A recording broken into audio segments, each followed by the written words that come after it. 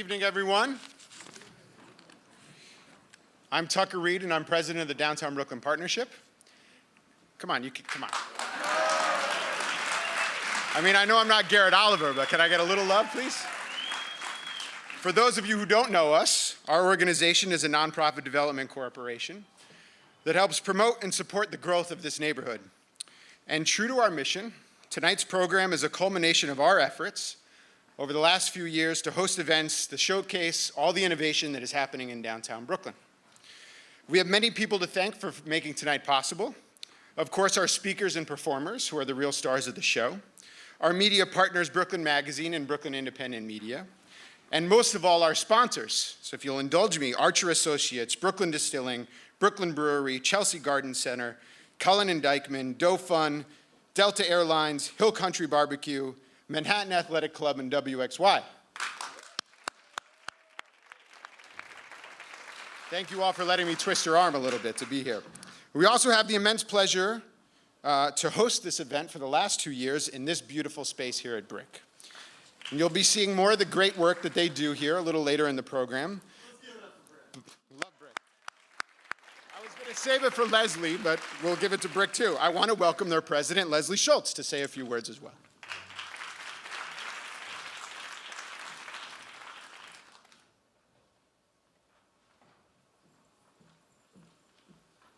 Good evening, and one of my favorite sentences, welcome to BRIC House.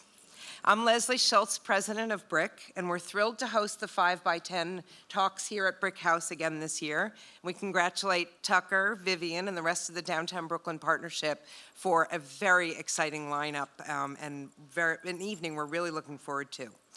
BRIC is not only hosting tonight, our Brooklyn Independent Media team is filming the 5x10 talks so as to make them available on television and digitally.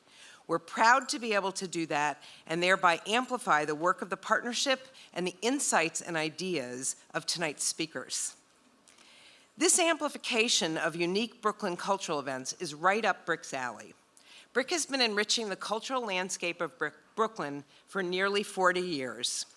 We work in several venues across the borough, ranging from this beautiful 40,000 square foot Arts and Media Center, which the Downtown Brooklyn Partnership really helped us get off the ground after 20 some odd years of planning and sweating and crying, to the Prospect Park Bandshell, where we have presented our beloved Celebrate Brooklyn Festival since 1979. We present cultural programming on 5 cable television channels and on multiple digital channels. We also have a presence in more than 20 Brooklyn public schools and libraries. BRIC is unique in our field of cultural organizations in that we both rigorously curate cultural programs and welcome and amplify individual voices through artist residencies and our Brooklyn Free Speech program. Over 250,000 people attend our live events, exhibitions, and public programs each year. Those are our curated programs. Hundreds of thousands more take in our Brooklyn-focused video content on our cable TV and digital channels, on our digital channels alone. And we annually serve more than 20,000 people in our family programs and youth and adult education programs. We're also committed to making great culture highly accessible, which is why so many of our programs are free.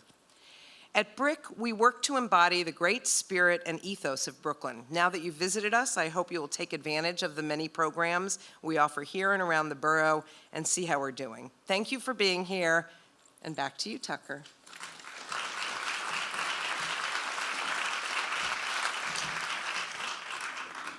Thank you, Leslie. The seeds of greatness have always been present here in downtown Brooklyn. Robert Fulton piloted his steamships here. George Washington Roebling envisioned the greatest bridge the world had ever known, and its construction solidified the growth of our modern 5-borough city. A Scottish immigrant and industrialist, Robert Gare, invented the cardboard box. And on the back of that innovation, he built the Dumbo buildings that house a booming innovation economy today. In the recent years, visionary leaders have had the foresight to build Metrotech, the Brooklyn Marriott, reinvigorate the Brooklyn Navy Yard, and bring online world-class amenities like Brooklyn Bridge and Barclays Center. Projects of a magnitude that I'm not sure I'll see again in my lifetime. Vision and the grit to realize it is not new to our neighborhood. In fact, this ethos has infused this corner of the world for many more years than any of us have had the pleasure of living in it.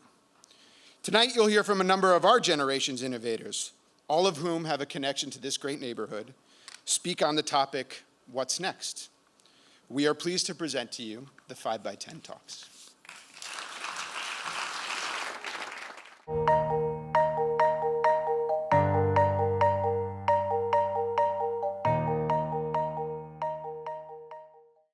Good evening, everyone.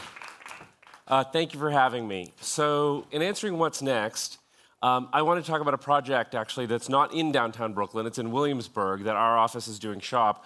We designed the Barclay Center, which we're very, very proud of here in downtown Brooklyn.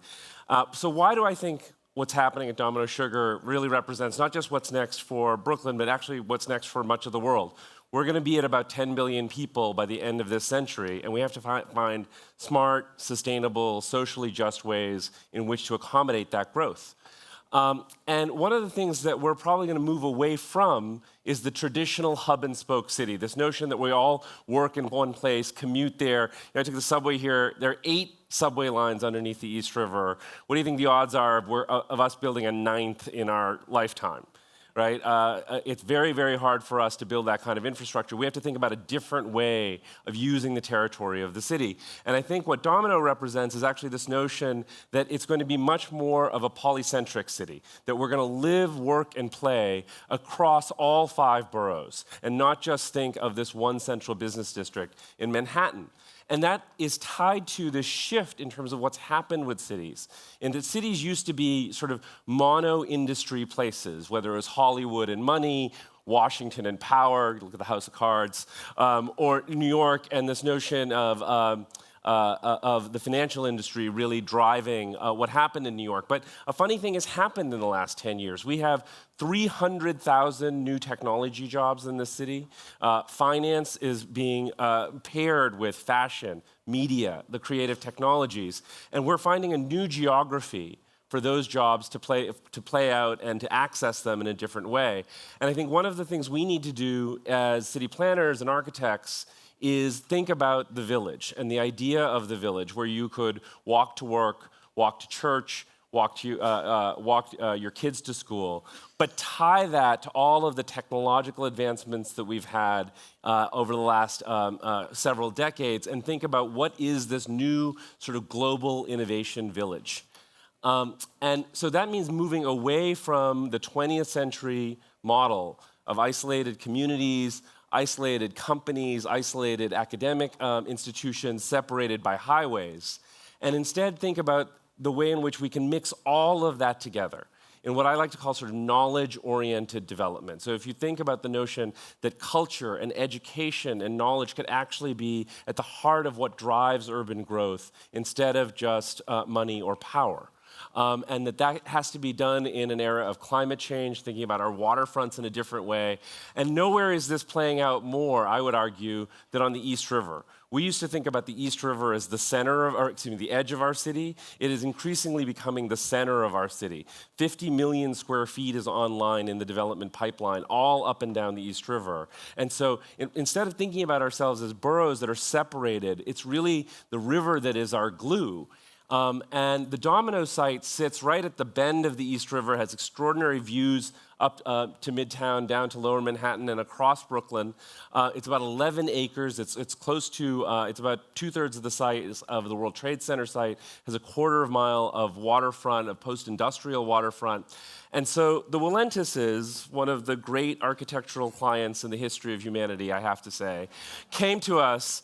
They bought this site after it had gone through a 7-year-long entitlement process. They came to us and they said, you know, we could build what was approved, we can make a lot of money, but I don't want to spend the next 10 years doing that. Prove to us that we should go through entitlements all over again in order to build a different kind of neighborhood. And so this is what we sort of inherited, these low, blocky buildings. They're in the floodplain. All the streets ended in cul-de-sacs. It was very suburban.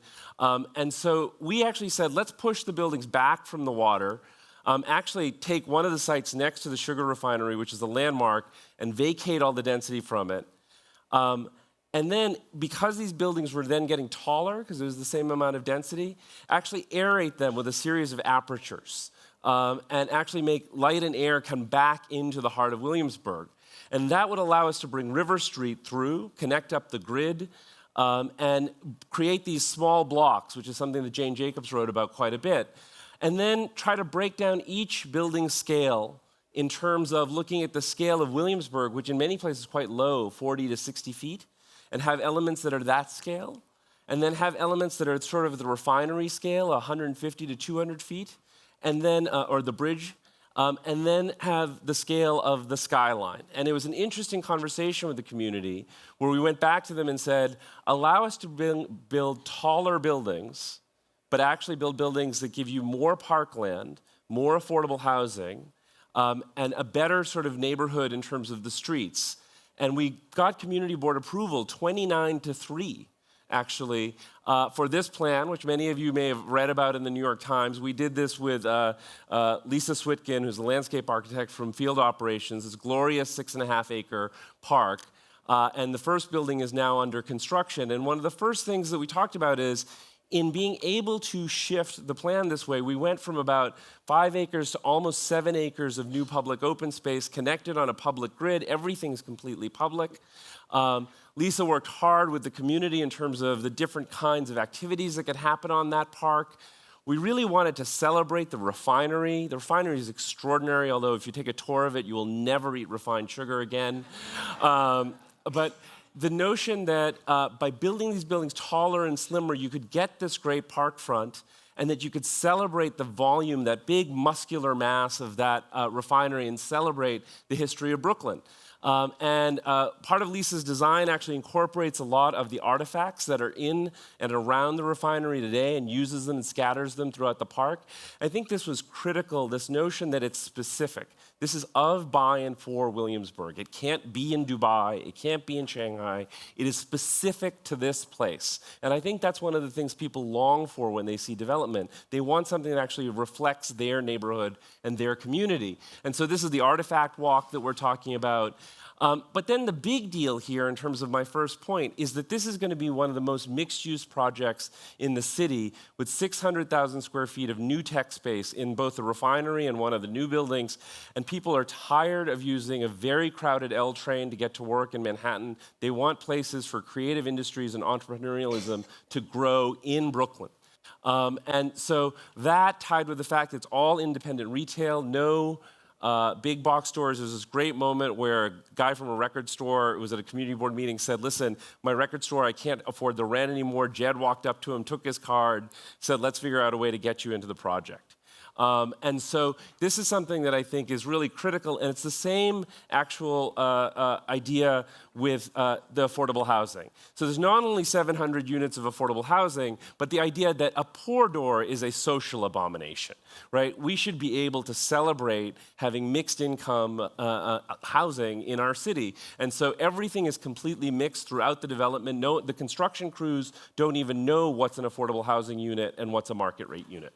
And so there'll be none of this, these kind of garage buildings that are tacked onto the back of luxury developments where if you live in this building, you can't even use the gym and the other amenities in the tower. So we're totally doing away with that model. And we're also doing away with this monotonous architecture that seems to have creeped like a fungus over our waterfront. And instead said, instead of having this city that sort of flat lines where you only have one height and everyone has to dictate that you can only have that one height, that instead, let's have a Brooklyn with a heartbeat.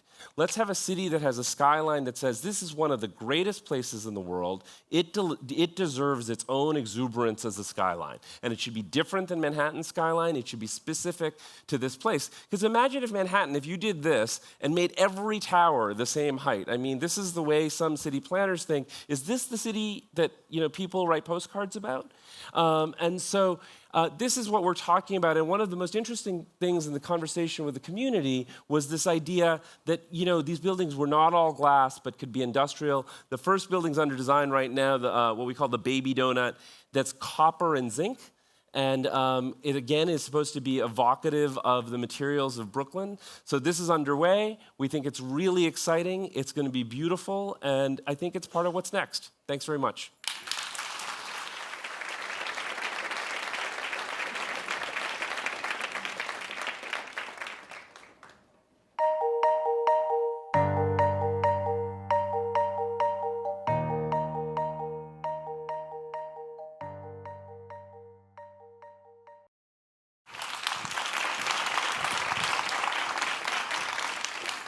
Good evening. I was asked here to discuss what's next for Brooklyn, but since I deal in the fantastical and the historical, I will speculate about Brooklyn's future by divulging its mythical past. You may call me grave robber, collector of bones, historical raconteur. I've dedicated my life to shining light on death, walking in its shadow, and gathering its thoughts and recollections for later use. I dredge up the past in order to remind, recall, and reveal. Sometimes I even use my creative license to revision. You say family, and I immediately think ancestors. Less concerned with what is or what could be, I am forever gazing over my shoulder, haunted. I confess, ghosts fascinate me. While my stories are entrenched in the past, they are powered by truth, specifically those details buried beneath centuries of lies, those whitewashed facts and bitter realities that have been honeyed and watered down for easy consumption, Kool-Aid. I was born in Brooklyn in the latter days of September, ruled by Venus and the ever-balancing scales of justice. Taught to read and write at the tender age of 4, I became instantly enchanted with both. My love of the bygone soon followed, and when I turned 9, I announced to my mother that I was going to become a writer. This declaration might not have come to pass had I not fallen in love with books, become obsessed with writing my own, or developed a curiosity for the overlooked, extinct, and forgotten. Had I been born to another set of parents in some other borough, I don't believe I would be here addressing you this evening. But as luck would have it, I was born in Brooklyn, home to Plymouth Church, a place once dubbed the Grand Central Depot of the Underground Railroad. I grew up in Crown Heights, a jewel of a neighborhood teeming with immigrants from all corners of the globe. My family and I lived on Sullivan Place, just 6 short blocks from where the whack of Jackie Robinson's bat once echoed over the walls of Ebbets Field Stadium. 3 blocks south, where my siblings and I once delighted in games of hot peas and butter, double dutch, and freeze tag, stands Medgar Evers College, named after the great civil rights leader from Mississippi. 2 blocks east of that institution is my grade school, PS 161, the very same school Pulitzer Prize-winning author Norman Mailer and music mogul Clive Davis attended as children. Not far from PS 161, on Dean Street, between Albany and Troy Avenues, once stood a handsome 3-story brick building that was home to the Howard Colored Orphan Asylum. For a few months in 1906, that asylum was haven to Ota Benga, a Congolese man, a pygmy who had for some time been placed on display in the Monkey House at the Bronx Zoo. Walk west from that point and you will stumble upon Weeksville, now the Weeksville Heritage Center, the guardian of what remains of a neighborhood founded by newly freed African Americans. From 2001 into 2012, I owned, resided in, and wrote 10 novels in a beautiful 1896 brownstone at 534 Decatur Street in Bedford-Stuyvesant. The first owner of that home was William F. Fomer, a visionary who invented the Graflex camera right under that very roof. Less than a decade later, Bedford-Stuyvesant would see yet another creation. Morris Mitchum, a Russian Jewish immigrant, moved by a cartoon depicting President Teddy Roosevelt having compassion for a bear at the end of a hunting trip, stayed up all night constructing a plush toy that he named the teddy bear. While graveyards may not be high on your to-visit list, it floats at the very top of mine. East of Bedford-Stuyvesant, straddling the Brooklyn-Queens border, sprawls the Cypress Hill National Cemetery, a vast city of the dead well known for its prominent residents, such as abolitionist James McCune Smith, who was the first African American to obtain a medical degree in the United States, Charlotte Ray, the first female African American lawyer in the nation, musician and composer Eubie Blake, historian and activist Arturo Schomburg, and Harlem Renaissance novelist Nella Larson. My paternal great-grandparents, Aubrey and Ethel Gill, are buried there as well. Like so many others before them and since, they left their tropical island home of Barbados and came to America to forge a better life for themselves and their offspring. So in my book, they are rock stars. Brooklyn, frontier, haven, muse, final resting place, historical register. Before Brooklyn was known for its beer and kombucha, before it became posh to live here, the epicenter of culture, the envy of the world, home to celebrities and literati, it was Manhattan's unsophisticated sister, or that borough across the bridge that most had little knowledge of and few wanted to visit. Brooklyn, my home, my hood, the birthplace of Biggie Smalls, Barbra Streisand, Jay-Z, Woody Allen, Rita Hayworth, Akashic Books, Spike Lee, and me. Magical Brooklyn, where the impossible is made possible, dreams are realized, and wishes do come true. In her classic novel, A Tree Grows in Brooklyn, Betty Smith wrote, "Brooklyn was a dream. All things that happened there just couldn't happen. It was all dream stuff." Thank you.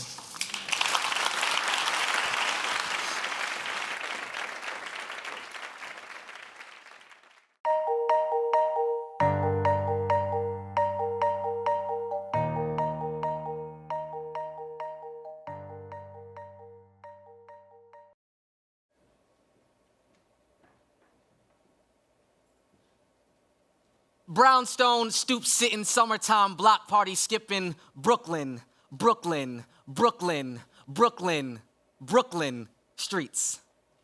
I come from St. James and Fulton, C-Train, Clinton, Washington stop. Golden Crust, dipping, Fantasy Island, sipping, where high school dropouts threw truancy parties.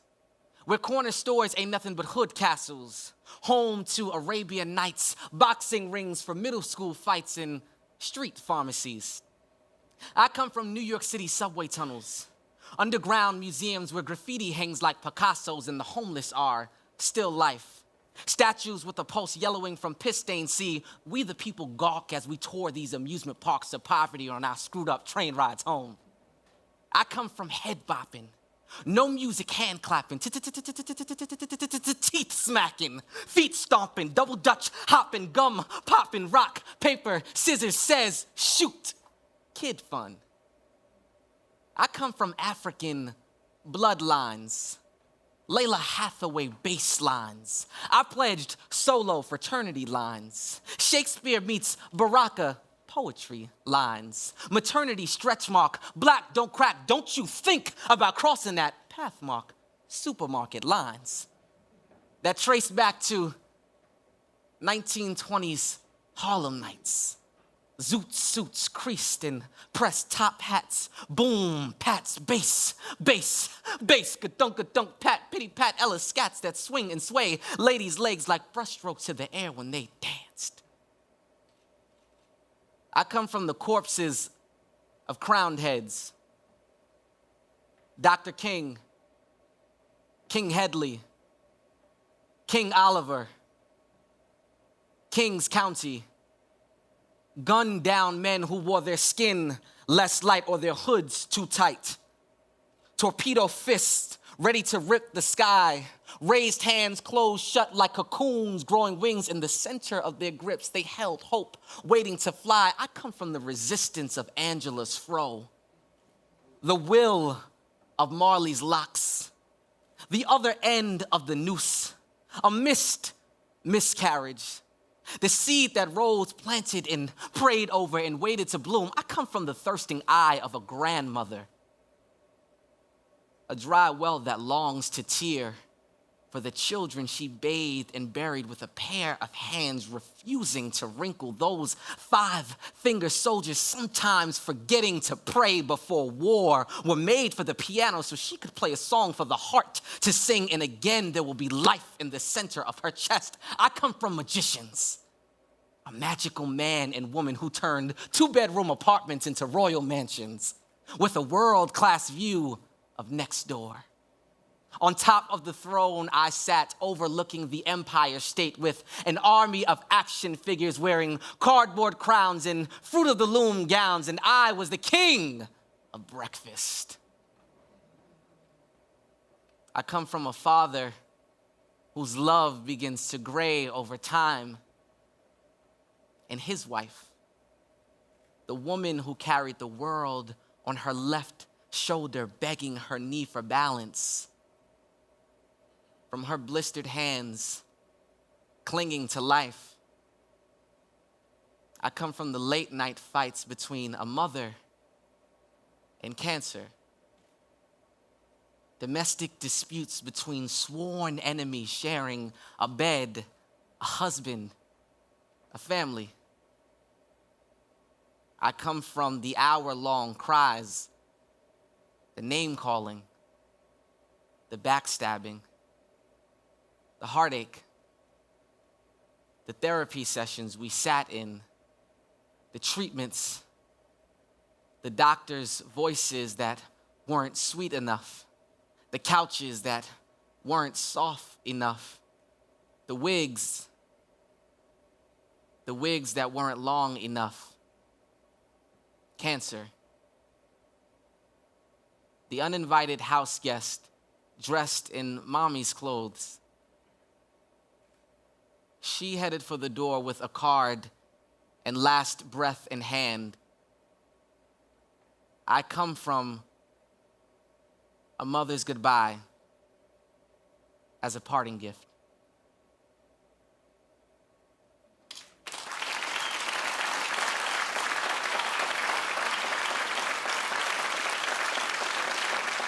How's everybody doing tonight? I'm gonna try again. How's everybody doing tonight? All right, good.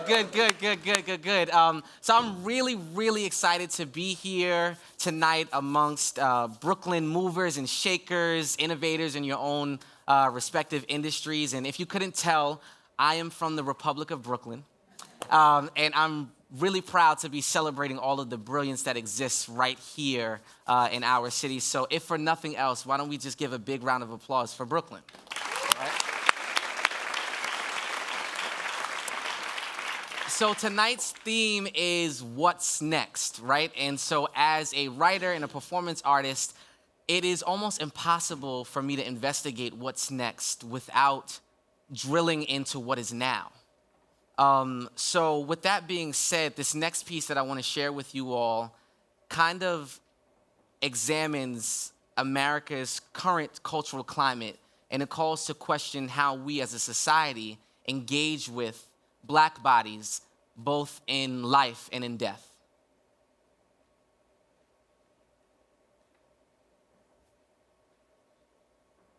Mike Brown's mother reimagines her son's autopsy report.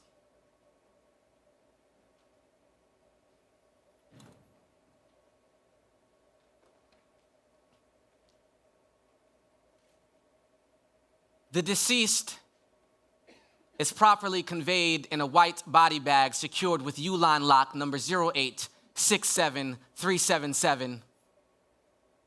The deceased is lying in prone position, right arm slightly extended away from his side, left arm next to his side, lower arm beneath his abdomen, hand near the waistband of his shorts. The deceased is cool to the touch. The deceased became belligerent. The deceased ran toward the officer. The deceased sustained multiple gunshot wounds. The deceased is a Black boy, clothed in a pair of yellow socks with black leaves, brown shorts with pockets, blue underwear, a gray short-sleeved t-shirt, and a black cloth belt. The deceased is a Black boy, 289 pounds, 77 inches in length. The hair is black. The hair is worn short to medium length. The pupil of the left eye is round, regular, equal, dilated on its surface. The left eye is unremarkable, but the iris of the left eye is blown, burnt out, completely exhausted of life. The body is open. The chest cavity of the deceased is a swelling gunshot wound. The heart, 1,000 butterflies, each boasting a pair of wings abnormal in size. Inside of the deceased, there are wounds, dried and discolored, lullabies and spilt liquor, a couple of rolled blunts burning the bits of brilliant dreams buried beneath Sunday school Bible verses. Old Testament prophecies hang crucified against Biggie and Tupac lyrics, and the residue of music boils in the blood. A gunshot entrance wound near scraps of Satchmel's blow. The timbre of an aggravated trumpet.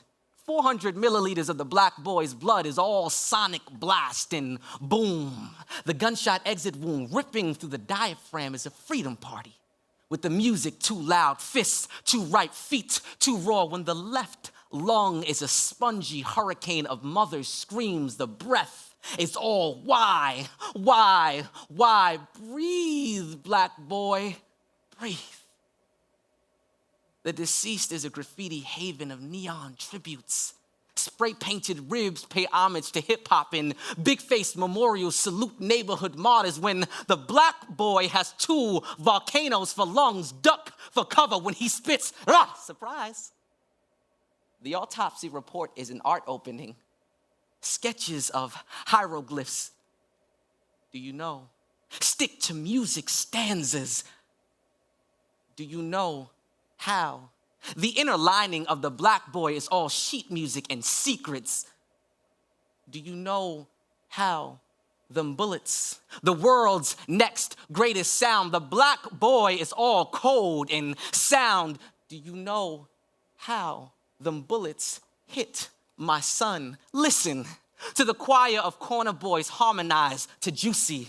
The brain is a vibranium turntable bumping rhythm and blues through the shell while the moon plays hide and seek inside the black boy's unembalmed universe at 12:04 p.m. Do you know how them bullets hit my son? 3 wounds to his head, 1 wound to the top of his head, 2 wounds to his chest, 3 wounds to his right arm, 1 wound to the inside of his right hand near his thumb and palm. The bullet can shatter bone, but a rainbow will ensure the bullet won't leave the body inside the black boy. The bullet is not a bullet, it's a seed sprouting into a marching band of colors. All that movement in the body, back and forth, up and down, short and quick. If the laughter of the black boy is all music and scatter, then the deceased is not free. The deceased is the black boy, but the black boy is not free. If the black boy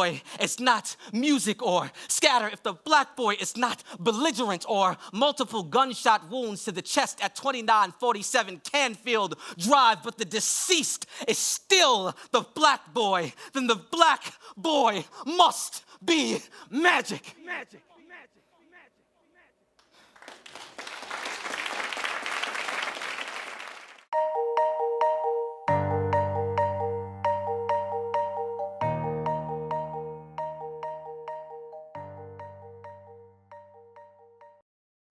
Wow, what a powerful performance. Introduction, I'm Lucas. I'm the SVP of Operations for Tough Mudder. I'm an Aussie, so if no one understands me now, I'll do this again later on, a little bit slower and with some translations.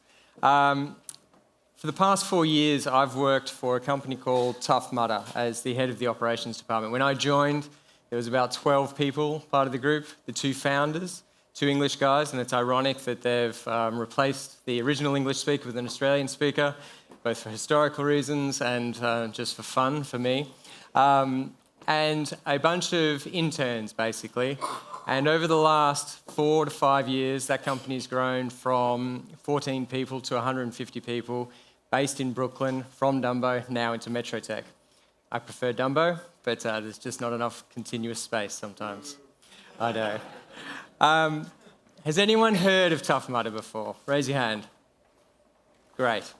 Now, I just want to show everyone, I'm going to do this continuously through this presentation because I don't have a pointer and my slideshow needs to be conducted through my hand signal. So don't go crazy if I keep doing this. What we do at Tough Mudder is create unconventional, life-changing experiences. Unconventional in the sense that they're uncommon. You can't get them every day. They're things that you haven't been able to do for a long time, They're almost childish in a way. Life-changing in the sense that they take you back to a formative time where the things that you do aren't surrounded by fear, aren't surrounded by self-affection, aren't surrounded by pride. And we create an experience that hopefully changes someone's life. It's some lofty mission, hey? So how do we do it? Well, we create an event called Tough Mudder. And just to make that clear, Mudder is mud with D-E-R on the end. Sometimes people think I'm saying mother and they think I'm swearing a little bit, but it's Tough Mudder. We have achieved this through creating this event called Tough Mudder, and we hope to continue to do that with other products that deliver the same sort of unconventional life-changing experiences as Tough Mudder does in the future. Essentially, Tough Mudder is a 10 to 12 mile, non-competitive running event that puts you through 20 plus obstacles with names like Walk the Plank, with names like Mud Mile, with names like Arctic Enema, which is one of my favorites. We hold these all over the world, and we started here in Brooklyn 5 years ago. Now we are expanding more and more into Asia, into Europe, into Australia, into Canada, into South America. It's an event that demands courage, personal accomplishment, teamwork, and absolutely demands, unequivocally, for you to have fun. It breaks down the inhibitions of pride and reputation and gives you the opportunity for people and yourselves and your friends and family to see and believe that you can overcome your fears. For us at Tough Mudder, we fundamentally believe in two things. One, that community is essential to this experience, the communities that we go into, the communities that we create in the event environment. And two, that the experience itself is the new luxury good. And we believe this works as a business and a movement for these two reasons. And we think that the next big thing, in fact, the thing that is big right now, is that experiences will be the new luxury good, and they'll continue to be the luxury good going forward. So that's all well and good. I hear you say, great, yeah, experiences are good, well done. How is there a business in this? Well, for us, the business is the proof. The business that we have is the proof in the pudding. From a marathon perspective, our comparisons are from 1976, there were 25,000 active participants in marathons, to now there are 541,000 in 2013. From a Tough Mudder perspective only, not in the general mud run space, but for a Tough Mudder perspective only, in 5 years we have grown from 20,000 people to 500,000 people in the US. That is amazing growth. And an average ticket price of around $150, there is business proof there.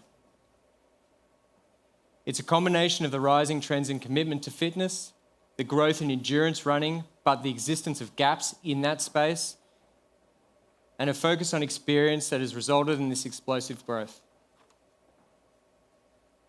But without the communities that we go into, it means nothing. We use volunteers, we use professionals, we use all sorts of people that embrace this event when it comes to town. Some of our events are up to 20,000 people, and this weekend alone, we're going to Ohio and Chicago. We go to an event, this event in Ohio this weekend, where the town population is roughly 30,000 people. So we'll double the size of the town with the event. This is not your usual festival. This is good-natured people who are trying to overcome challenges, trying to overcome their fears, and have an experience that they can take away with them that will hopefully change their lives forever. This community loves that. They love it for two reasons. One, because it makes them feel part of the experience itself. And two, there's a fantastic financial impact that goes along with that experience. Without the community of mudders, which is our colloquial term for the people who do this event, we are nothing at all. So who are these mudders? Well, they're like you and me. They're 500,000 crazy kids, I call them. They're slightly skewed towards men. They're between the ages of 20 and 40, but I've seen with my own eyes people over the age of 80 do this event and complete it just fine. And they're often very successful. They're fully able-bodied individuals. They are also people like Randy Pierce, who is a gentleman who ran our event in LA. Randy happens to be blind. Not only did Randy complete the course, he even attempted one of our newest obstacles named King of the Swingers, which is a variation on our walk the plank. Now let me tell you a bit about these two obstacles. Walk the plank is a 10-foot jump into a 10-foot pit of water. So as you're running, tired, after 10 miles, lots of 10s, you get to this obstacle that's very big in front of you, very high. You get up the top, you look down into this murky water, and you jump off. It plays on all your fears. Imagine that if you were blind. What we've done this year is slightly alter that obstacle. We've used the same obstacle but created a new framework over the top of it that requires you to jump out to a swing, grab on the swing, swing out, and hit a bell. Randy jumped. And with his team, he finished the course. That sort of experience has meant that we have generated a buzz that has literally flown around the world. I said earlier that we create unconventional, life-changing experiences, but that's slightly overstating what Tough Mudder does. We don't create it, we just prepare a platform for people to have and create their own experiences. We allow people to join with other people to have a life-changing experience with themselves and to share that both digitally and naturally with everyone around them and their friends and family.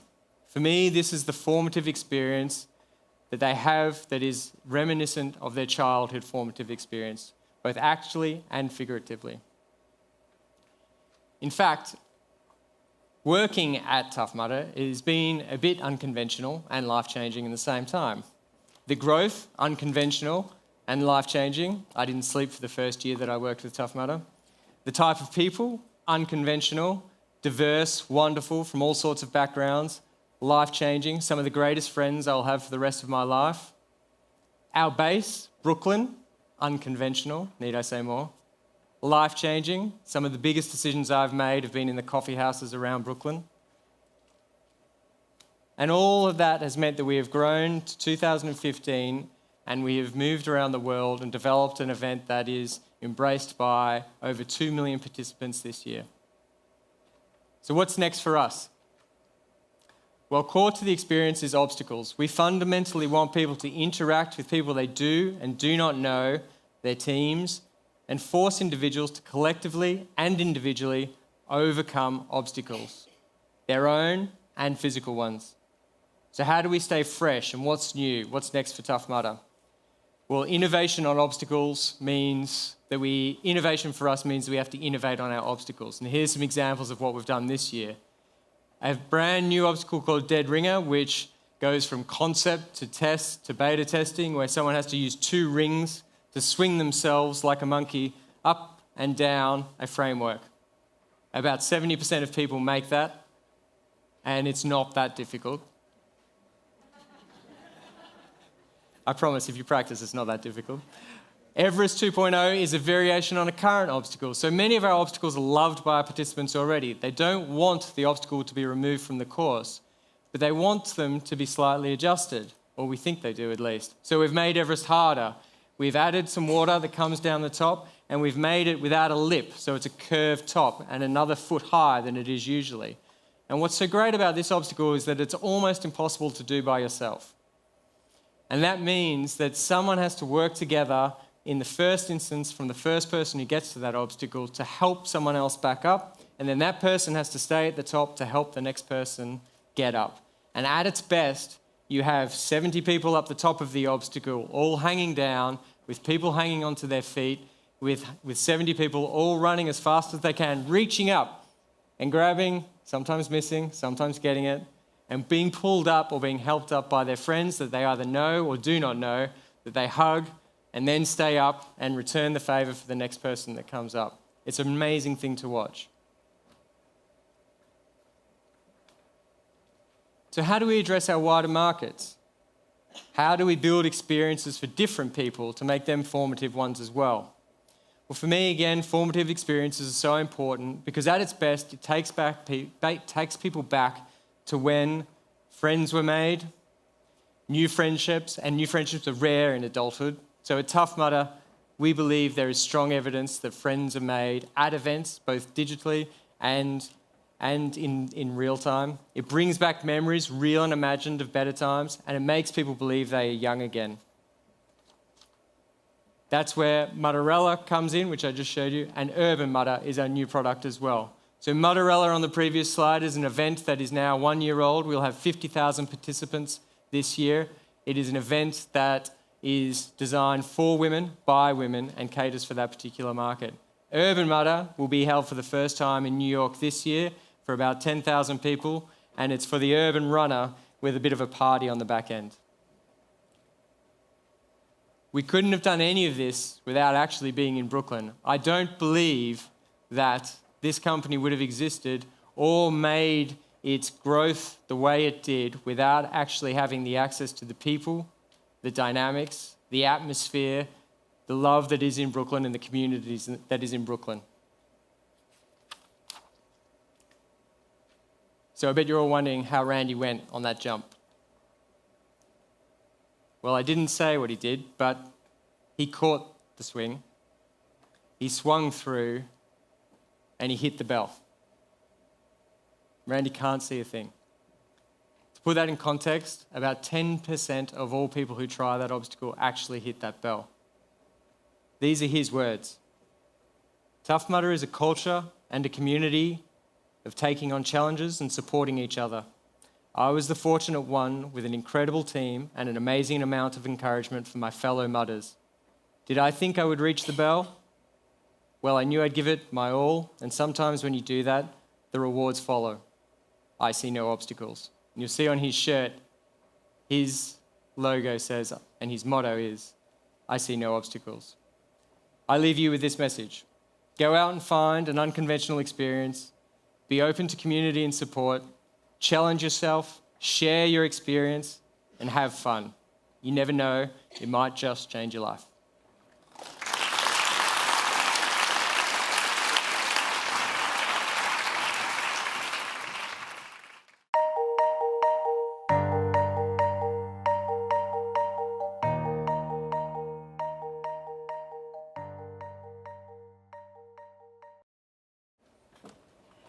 Last week, I was driving home on the Belt Parkway from Dumbo to where I live in Rockaway, and I stopped underneath the Verrazano Bridge.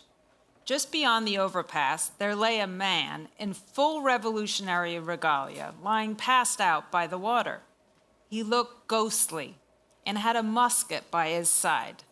I roused him a little with a prod, because I honestly thought he was dead. He awoke with a start, and he looked me in the eye, and he said, "You want to know the future of Brooklyn, do you?" Never shy to explore surrealism, I sat next to the British subject, and he reeked of beer. "Yes, ghost or soldier, tell me what you know." "Well, I know that everyone out there is obsessed with finding houses and places for their businesses and running around with rent numbers and Zillow searches, and everyone flocks to the same spots. And it has to do with where we would have put those fine mansions in the 19th century. Your gentry occupy the high grounds, Park Slope, Cobble Hill, Brooklyn Heights. Yes, I know, those brownstones are ridiculously expensive. But you got to imagine the future. What would happen if that there downtown is all filled up like Midtown Manhattan or Kowloon in Hong Kong? With all those glistening high-rises, then where would you want to live? Now, I guess if the gravity shifted from Manhattan to downtown Brooklyn, then people wouldn't mind commuting 30 minutes away from here. That'd be right. They'd be seeking some open spots, say to your southern or to your eastern parts of Brooklyn. Say your East New York, your Canarsie, your Midwood. Bushwick, it's all filled up with all those hipsters wearing Brooklyn industry clothing. But just look out there at those subway lines, and you look at some good retail corridors like Flatbush near your, what's it called, the Target. And you look at Myrtle going into Queens, do you hear me? Yes, you sure know your geography for a ghost. But this isn't the 50s mentality. You know, downtown, commuting, people getting on trains, going to work, one spot for business, one spot for work. You raise a good point there. I never understood, as I saw all these changes, why industrialism separated work from home and all those shopping malls.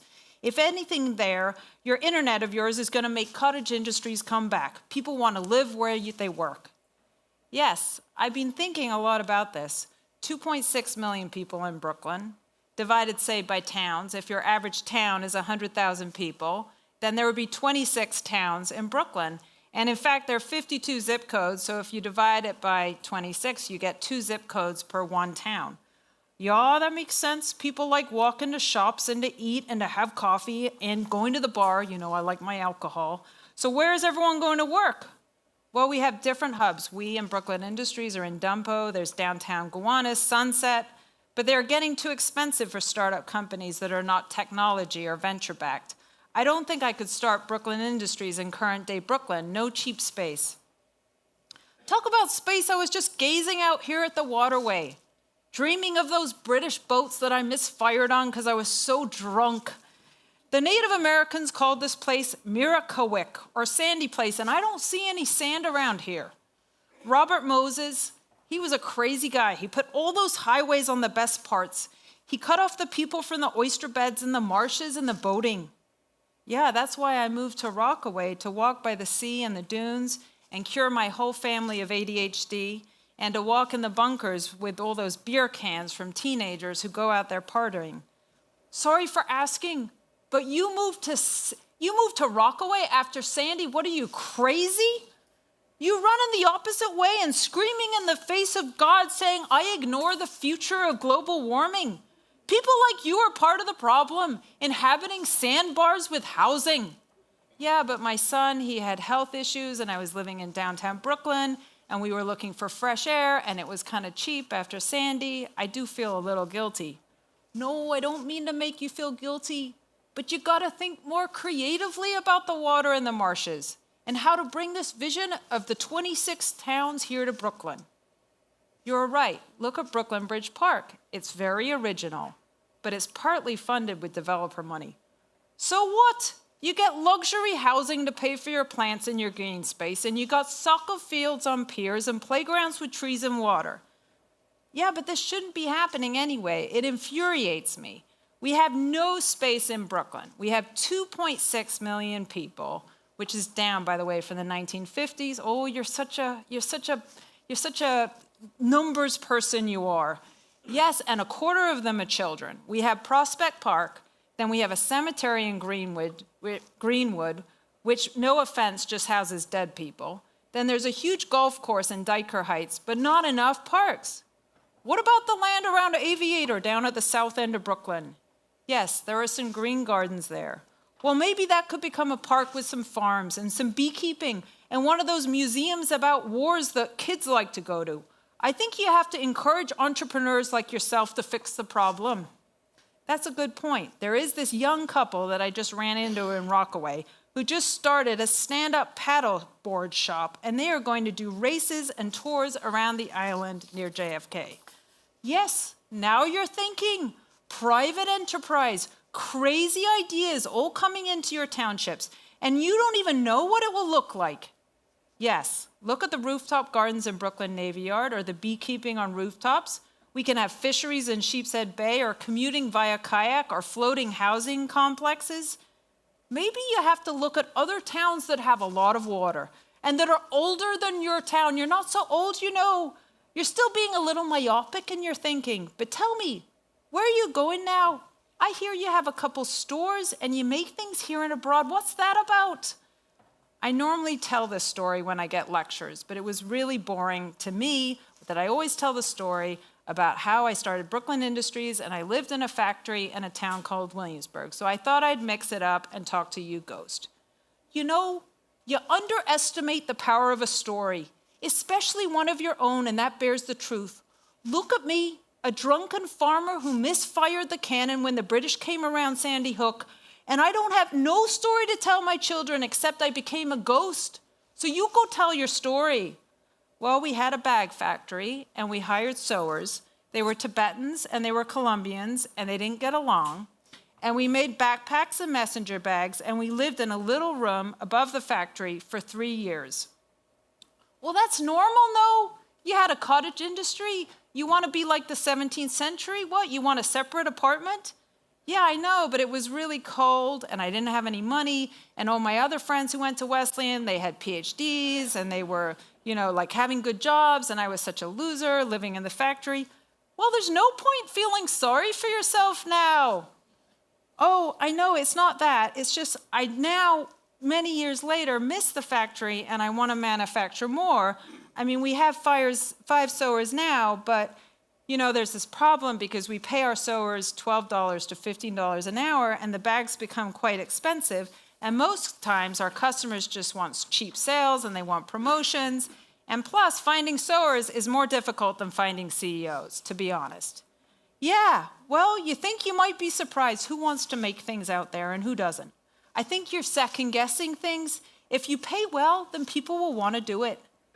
Yeah, maybe I'm preempting it, but I think we really need to lower our carbon footprint. And I've been thinking, I was reading about the city of Melbourne, Australia. I don't know about Brooklyn, but between washing clothes, buying clothes, making clothes, and things that I hadn't even thought about, like the tiny particles that come off of the clothes when you wash them, going into the water system causes more pollution than all the cars in Melbourne, Australia.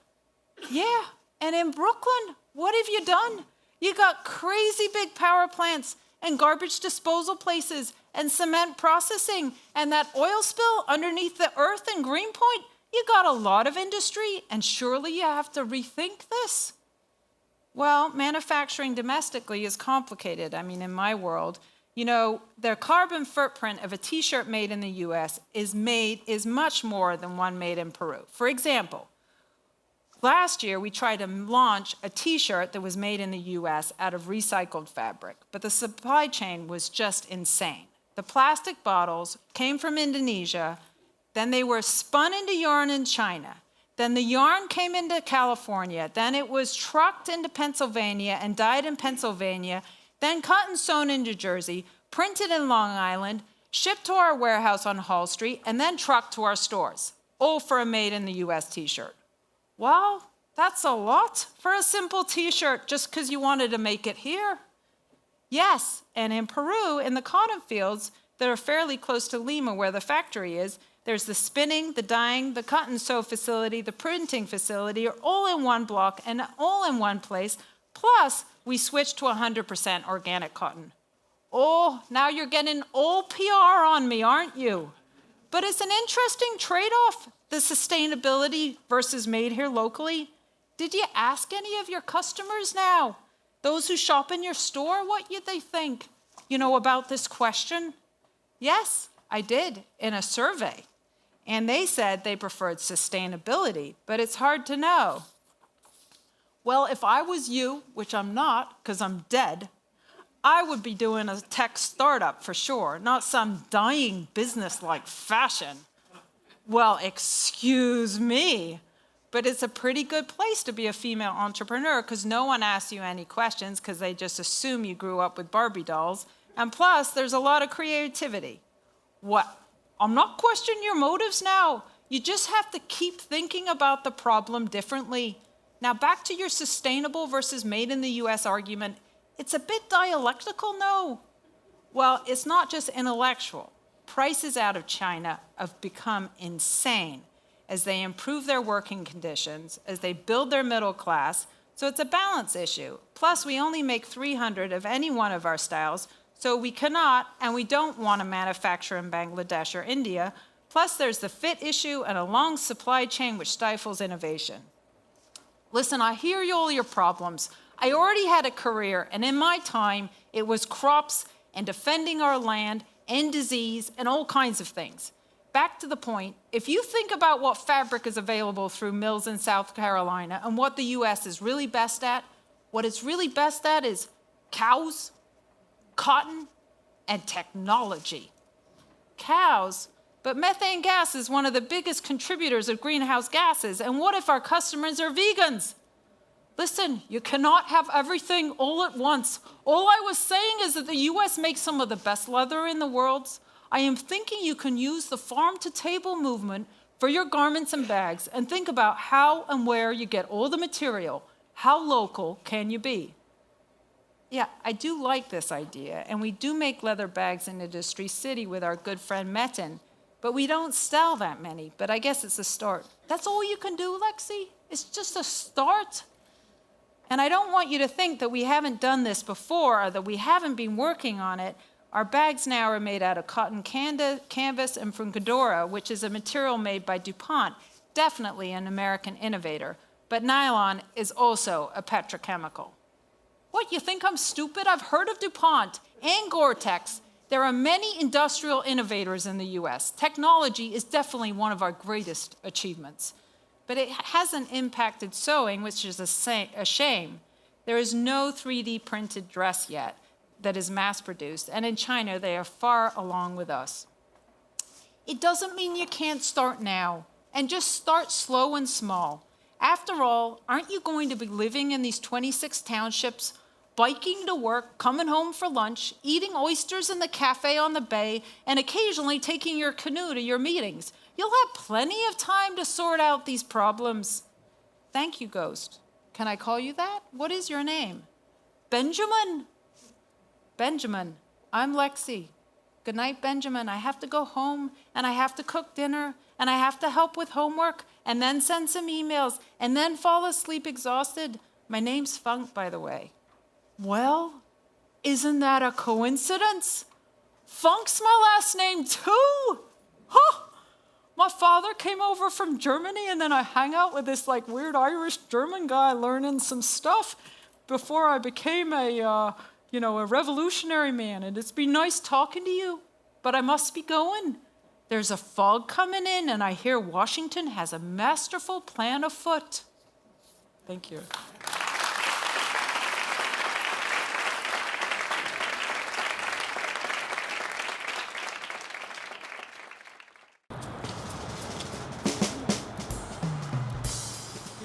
Generally don't like other people picking through their trash.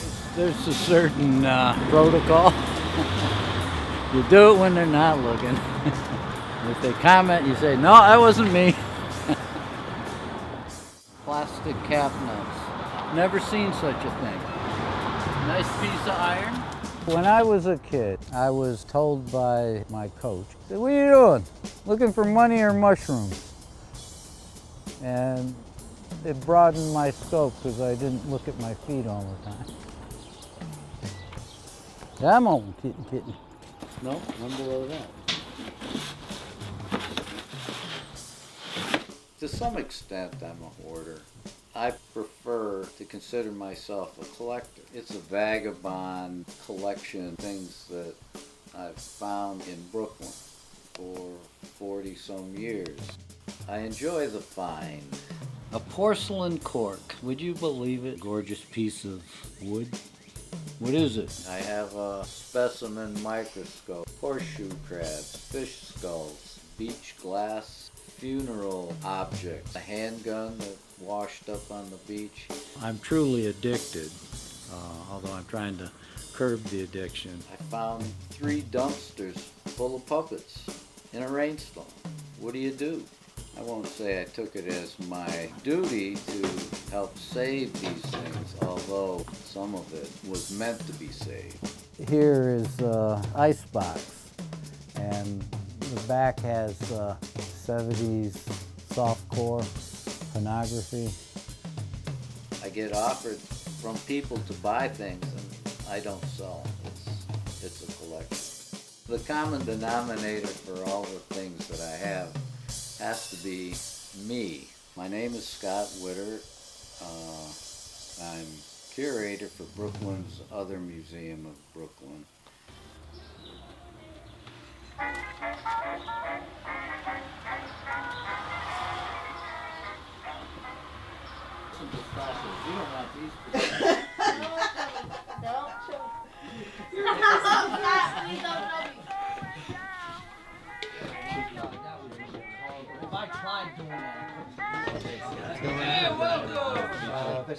I'm Riley. I live around the corner. I've walked by this building a dozen times. It's a pretty curious place, so I'm finally happy to get in.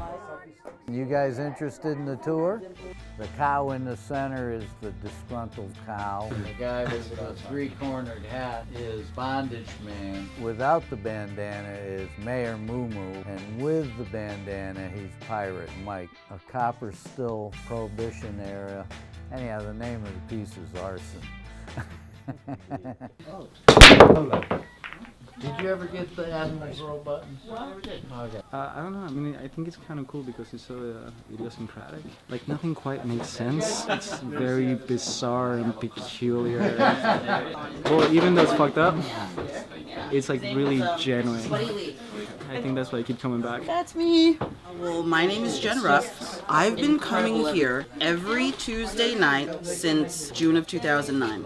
He built this place just so even though Brooklyn is constantly changing, he doesn't want people to forget what it was like when, in his mind, it was the coolest. I love seeing what he finds every week because he's always exploring, he's always looking for new stuff, and there's always something new to learn. Because as Scott learns, he tells us all, like, and he's such an amazing storyteller. And on top of that, he looks like George Clooney's dad. I still actually think that he might be George Clooney's father. You know, there were a lot of things that I didn't notice were there until he pointed them out, and there was a story behind it, and oh, here's the reason I have it, here's why it's connected to that other thing across the room that I just talked about. I don't know, pretty unique. I think on like a first impression, if you wanted to meet him, you'd find it junky and, you know, strange. But the way he explains it all, it has reasoning, and that's pretty fascinating. Well, there's more stories in here than you have time, but yes, everything has a story. As long as my memory's working, there's a story. And if it isn't real, I'll make it up. Most of the museum is just interesting, odd, and curious things that I found. But the purpose of the museum is, of course, Admiral's Row. The Row are the senior officers' quarters for the Brooklyn Navy Yard. The reason I got involved with Admiral's Row is the politicians have been fraudulent. It's essentially a land grab, and the landmark process guarantees that they won't be torn down.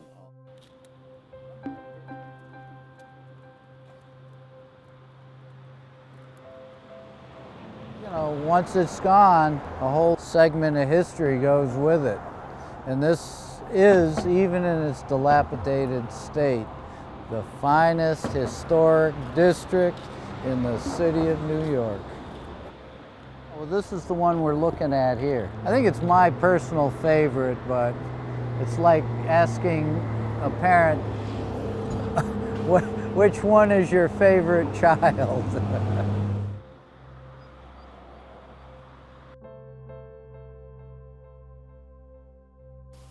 I've been stomping for Admiral's Row for 12 years, but the fat lady hasn't sung.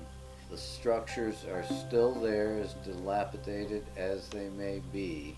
It's not too late. There is plenty of room for preservation and development. Admiral's Row is at the southwest corner of the Navy Yard. Probably a mile and a half from the museum, and every time I go to Manhattan, I will drive by that corner and weep. It's insane.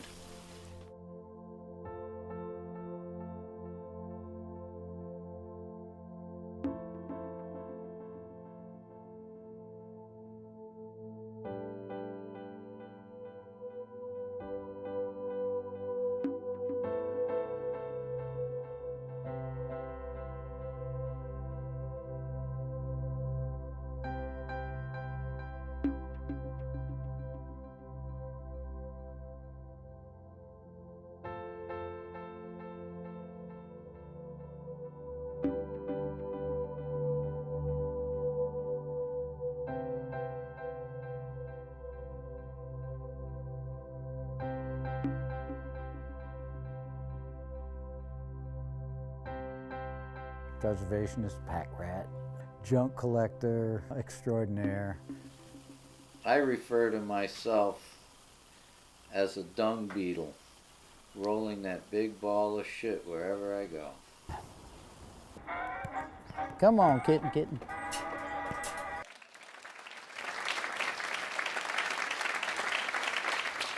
So for those of you who don't know, what we just watched is a product of Brooklyn Independent Media, which is a ambitious new channel and digital initiative from BRIC.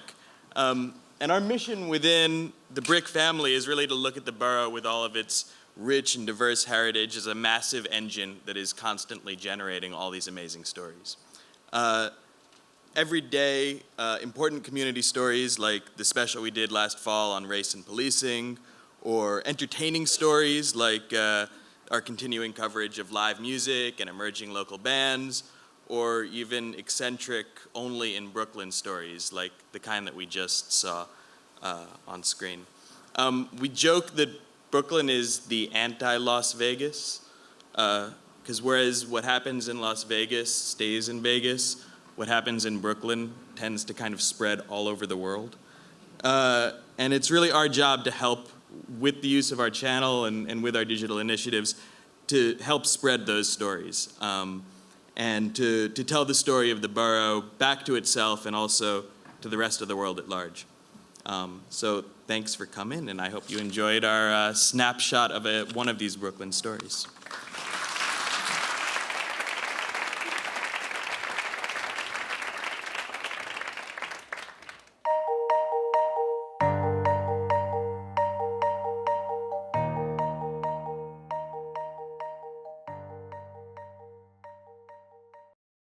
How's everybody doing tonight? All right, I need to tell Scott that I've known and loved Admiral's Row for a long time, and my house, which everybody comes to and says, ooh and ah, it looked worse than that when I bought it. It was worse. You could stand on the rafters, on the roof, and look straight through into the basement. And my house is beautiful now, so do not give up.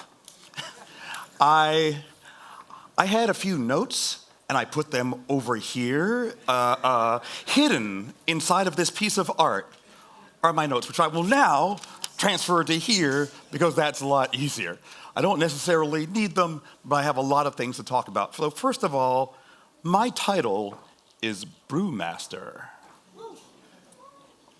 You might be cooler than me, but your title is not as good as mine.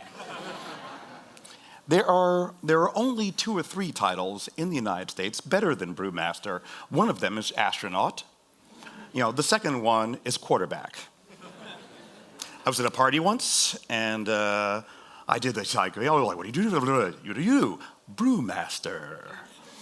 It's like, what do you do? Fighter pilot. I was like, ooh. Doesn't happen all that often. Doesn't happen very often. So we're talking about what's next.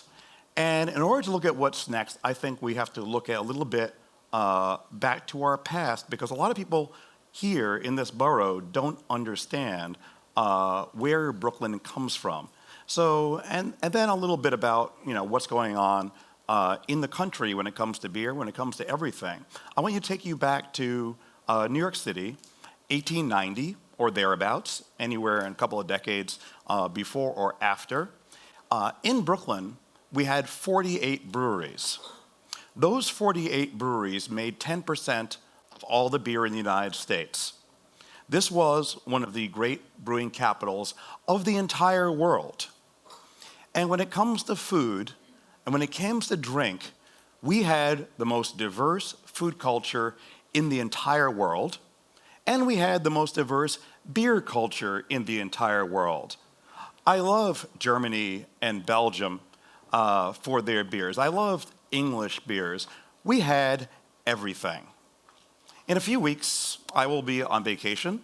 I will be on the Italian coast. On the Italian coast, down by the coast, in Liguria, you go to the few restaurants that are down there, and they have spectacular food. It's ridiculous. All the fish are still either moving in the morning or they look surprised.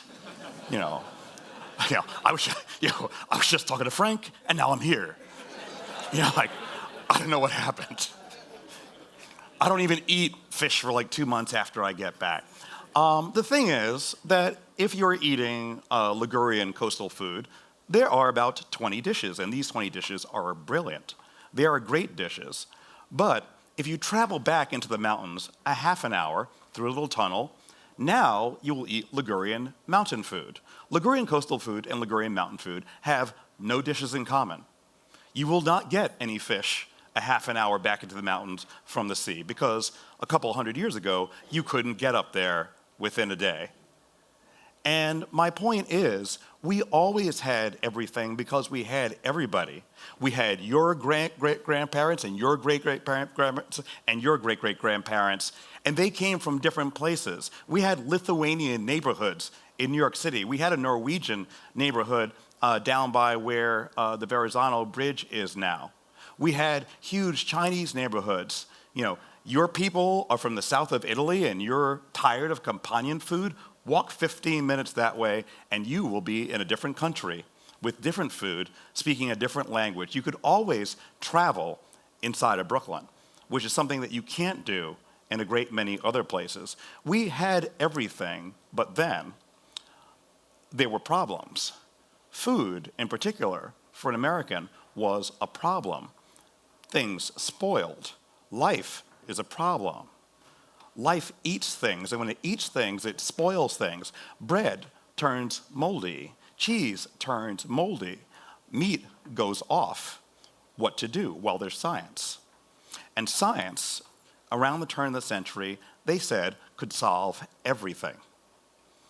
Now, we had Prohibition, which was actually more of an anti-German, anti-Catholic movement than it was an anti-alcohol movement. Don't have time to get into that right now. Well, you got to think about it. In the year 1920, the entire American brewing industry was pretty heavily German, to the extent that the meetings of the Master Brewers Association of the Americas were held in German. We had just finished with World War I. Not so popular. So it was really more about the people, but we're not going to get there now. But here's the thing. We went into that period with the greatest beer culture in the world. We had breweries that made nothing but IPA. We had breweries that specialized in Weiss beer. We had breweries that featured the new lagers from Europe. We imported everything else here. We drank so much Guinness that at one point they actually built a Guinness brewery on Long Island to feed beer to New York City. You know, we were the beer capital of the world in a great many ways. And then Prohibition, and we came out the other side, and we were in a different world. We had roads that could bring things to people. That sounds good. But the problem is, once you can bring everything to everybody, and now you have radio, now you can sell a mass product. And we emerged in 1933 into a different world. And if you want to cue the clip, that world looked like this.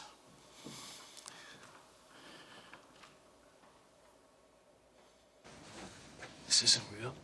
What is real? How do you define real? If you're talking about what you can feel, what you can smell, what you can taste and see, then real is simply electrical signals interpreted by your brain. People figured this out. When I went to the supermarket in the 1970s, when I was a kid, I was in the Matrix. I didn't know it. I knew something was wrong. I didn't know what it was. And the thing that was wrong is that the things that said that they were food were not food. Who here has made a loaf of bread? Ever baked a loaf of bread? Okay, how long does a loaf of bread stay fresh? Regular loaf of white bread. A day, 2 days, okay. A loaf of bread does not stay fresh in a bag for 2 weeks. The thing in the bag at the supermarket wasn't bread. In fact, it didn't look like bread, it didn't smell like bread, it didn't taste like bread. It was not made how bread is made, and it was not made from what bread is made from. Bread is made from 4 or 5 ingredients, each of which can be pronounced by a 5-year-old child. The stuff that I grew up with had a big blue panel on the side of the bag that were mostly the names of chemicals. Why were we not terrified? Progress. A loaf of bread is a problem. a problem. It's got 2 heels on it. You got to try to, you got to get the kids out the door. You got to slice through this thing. You got to make the sandwich. And you got one day, now you're going to make panzanella or something. Out of the rest of it, got to make some kind of bread salad, a shorta, something to use up the rest of this bread before it goes bad. Wonder Bread. Ooh. We solved everything. Fresh in a bag for 2 weeks. Sticks to the roof of your mouth when you eat it. Can be rolled into a marble and flicked across the room. The bread that I ate when I was a child, I wondered why they called it a crust when it wasn't crusty, but in fact, it was sprayed on food coloring. It had never actually seen an oven. It was baked, not steamed. Everything about it, fake. What is this?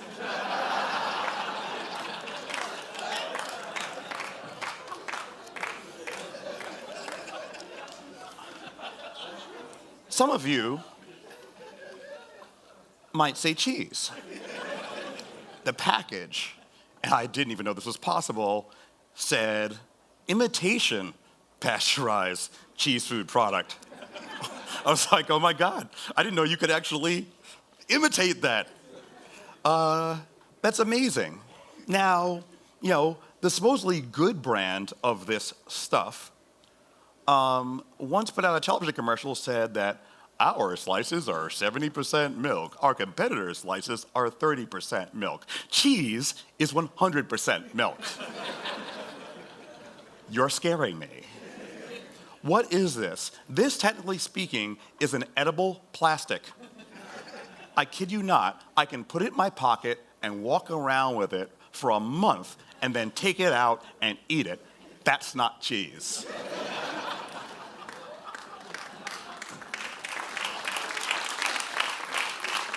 By the way, do you know why it's yellow? Anybody know why it's yellow? Because in the old days, cheese, when it got older, it turned yellow naturally, and it got more flavor. As it got more flavor, it got more expensive. And then later, they start to put a food coloring into it to imitate what it looked like when it got good. That was before they turned it into plastic. And now, we have removed the original reason for it being yellow. We all know that milk is white. And we have the product which is yellow and has an artificial flavor for something that we don't even know about anymore. That's the Matrix. And beer has had many, many subterfuges over the years. They used to, into porter, which was the great beer of its age, built all the great breweries of England, they used to put drugs. And when I say drugs, I mean drugs. I mean, they went before Parliament and actually said to people, look, if we were to use so much malt that this was actually strong enough to make people drunk, we would never make a profit. And therefore, we need drugs in the beers. People were willing to do anything. A few years ago, Charlie Bamforth, Anheuser-Busch Endowed Chair of Brewing Technology at University of California, Davis, great man, one of the brightest people I've ever met, said that in the future, what we would have would be a factory with no people that would make beer. You would just have, you'd roll up with tankers, and you'd have streams coming in. You'd have ethanol, and you'd have your water supply, and you'd have a set of flavorings that would all be put together, carbonated, and it would be indistinguishable from many of the beers that are on the market today. Because what happened to beer was the same thing that happened to cheese, and happened to bread, and happened to chocolate.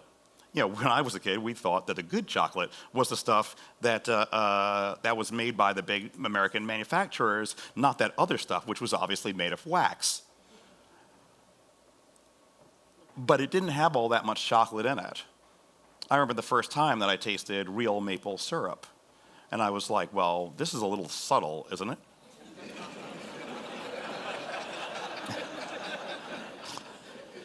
First time I went into a cheese shop in Paris. What is that smell?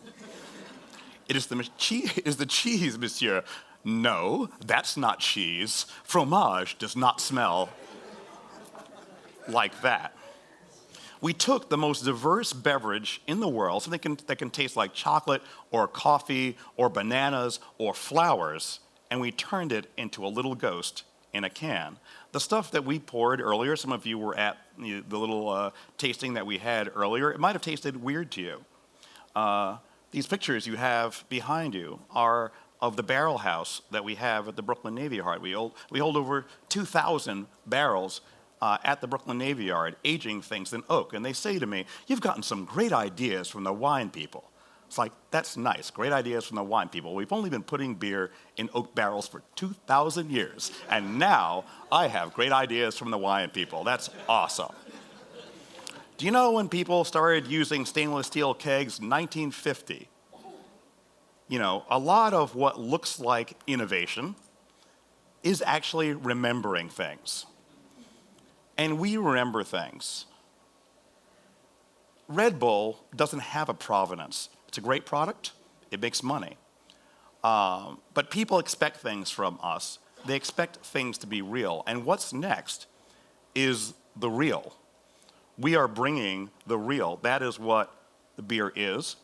When you taste things and you say, wow, that's really interesting, it doesn't taste like beer, you might think about, actually, it does taste like beer. You grew up in the Matrix, you know, and you thought that beer was a ghost in a can, and actually it's not. A couple of days ago, I was in Riga. A woman made a presentation on marketing, and she said that you don't need to make real stories. All you need to tell is a good story when you're doing marketing.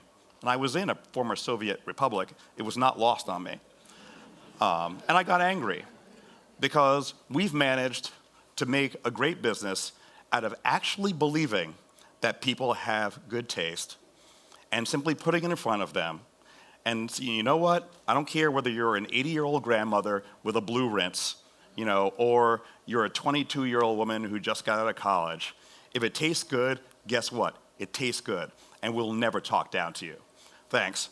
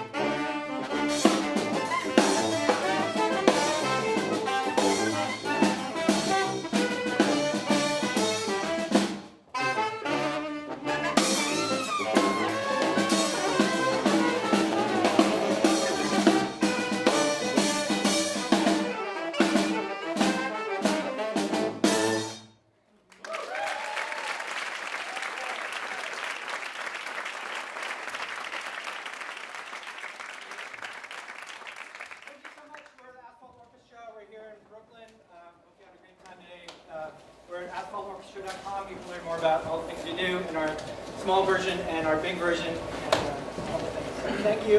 That was by Frank Zappa, written by Peter, called Perdu called The Zombie Wolf.